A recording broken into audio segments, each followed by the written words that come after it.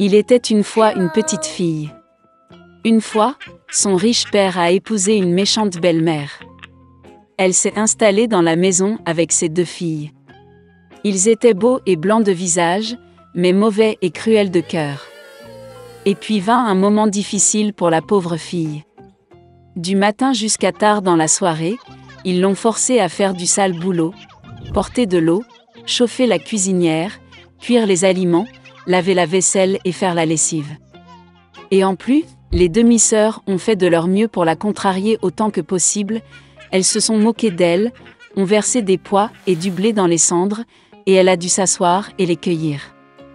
Le soir, quand elle était fatiguée du travail, elle devait se coucher non pas dans son lit, mais par terre, à côté du poêle. Et parce qu'elle était toujours dans la cendre, la poussière et la saleté, ses sœurs l'appelaient Cendrillon. Mais il arriva un jour que le roi commença une fête, qui devait durer 3 jours entiers, et convoqua toutes les belles filles du pays à la fête pour que son fils puisse choisir une épouse pour lui-même.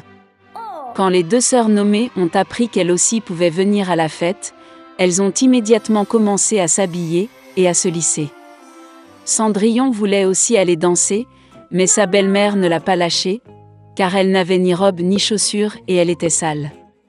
Et puis la méchante belle-mère a versé un bol de blé dans les cendres, et a dit que si Cendrillon le ramassait en 2 heures, alors elle pourrait aller avec ses sœurs.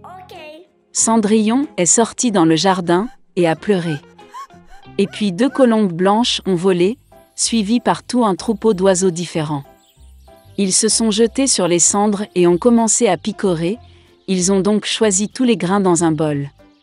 En moins d'1 heure, ils ont terminé leur travail et tout le monde est rentré.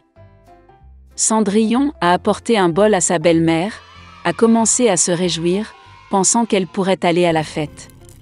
Mais sa belle-mère ne voulait pas la laisser entrer de toute façon.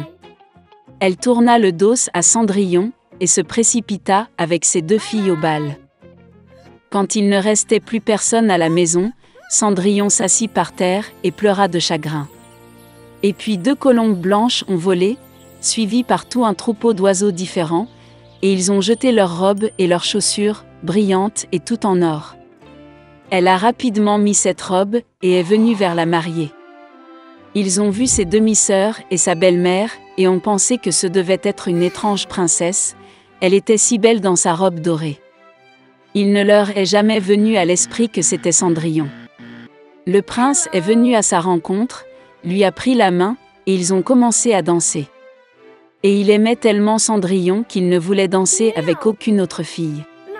Elle a dansé jusqu'au soir et a voulu rentrer chez elle, mais le prince lui a demandé de la voir partir. Il voulait savoir de qui il s'agissait et où elle vit. Mais Cendrillon s'est enfui de lui et est monté sur le pigeonnier. Le prince a ordonné de détruire le pigeonnier, mais il n'y avait personne dedans. Et nulle part près il ne pouvait trouver son bel inconnu. Personne n'aurait pu deviner que Cendrillon a été sauvé par des pigeons qui l'ont ramené chez elle. Le prince était bouleversé et alla au palais la tête baissée. Et soudain, il a vu une chaussure, l'a soulevée, elle était si petite et élégante et tout d'or pur.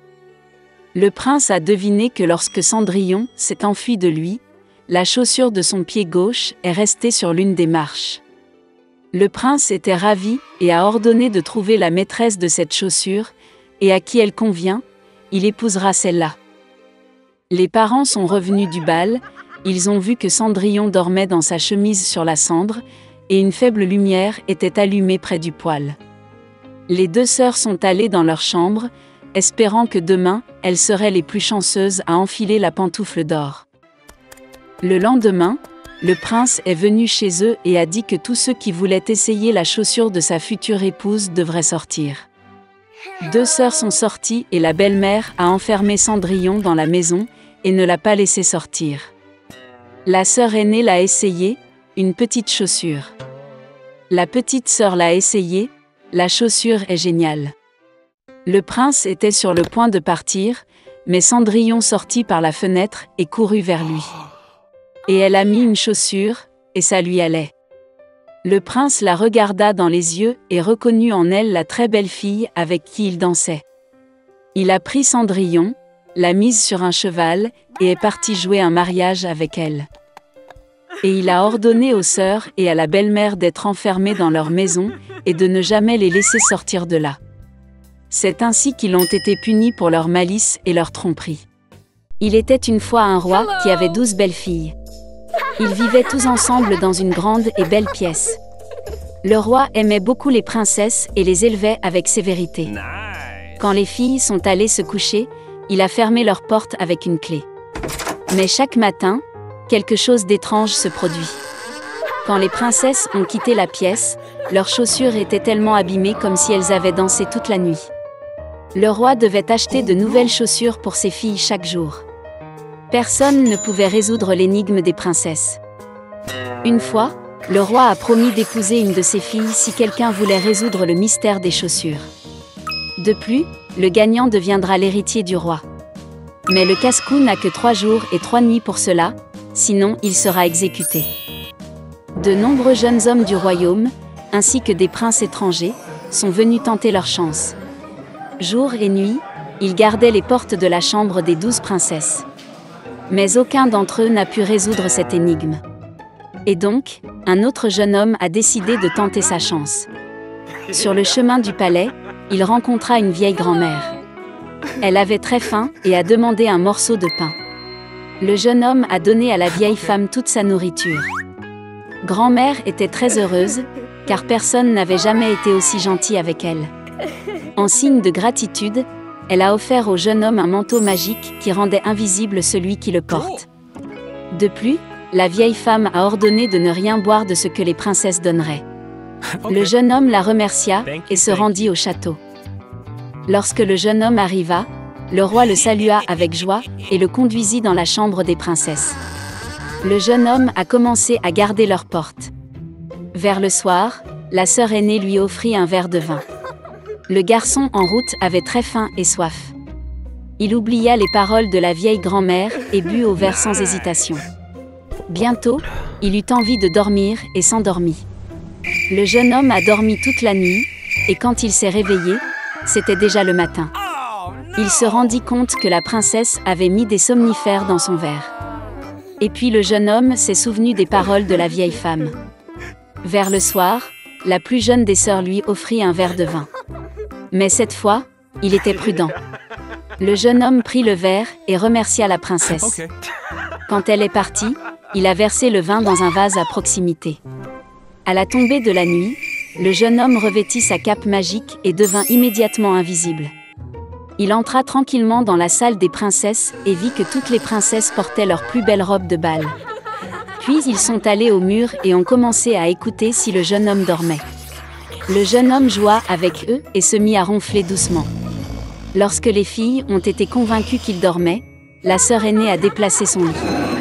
Au même endroit, une entrée secrète s'est ouverte et les princesses ont commencé à y descendre. Le jeune homme les suivit. À la fin des étapes, ils se sont retrouvés dans une forêt incroyable. Les feuilles des arbres étaient en or pur. Le jeune homme a pris une brindille avec lui et a continué à suivre les princesses. Après un long voyage, ils se sont arrêtés au bord du lac. 12 beaux princes attendaient déjà les filles dans leur bateau. Lorsque les princesses sont montées à bord de leur bateau, les jeunes invisibles ont également sauté dans l'un d'eux. Les princes les ont transportés de l'autre côté de la rivière, et ils se sont retrouvés dans un immense et magnifique château. Une belle musique en résonnait. En entrant dans le château, les princesses ont commencé à danser. Ils ont dansé sans relâche toute la nuit. Bien sûr, cela a rendu leurs chaussures inutilisables. Dans la matinée, les princesses ont navigué sur des bateaux de retour sur le côté de la maison. Ils traversèrent à nouveau les bois et montèrent les longs escaliers menant à leur chambre. Le jeune homme était heureux d'avoir résolu l'énigme des chaussures des 12 princesses. Bientôt, le roi apparut au jeune homme. Le jeune homme lui a raconté tout ce qu'il avait vu. Le roi au début ne le croyait pas, mais il montra une brindille dorée d'un arbre magique. Le roi s'est rendu compte que le jeune homme disait la vérité et a tenu sa promesse. Il autorisa le jeune homme à épouser l'une des 12 princesses. Le jeune homme a choisi la plus jeune sœur parce qu'ils sont tombés amoureux au premier regard. Après un certain temps, Le jeune homme et la jeune princesse se sont mariés. Et ils vécurent heureux pour l'éternité.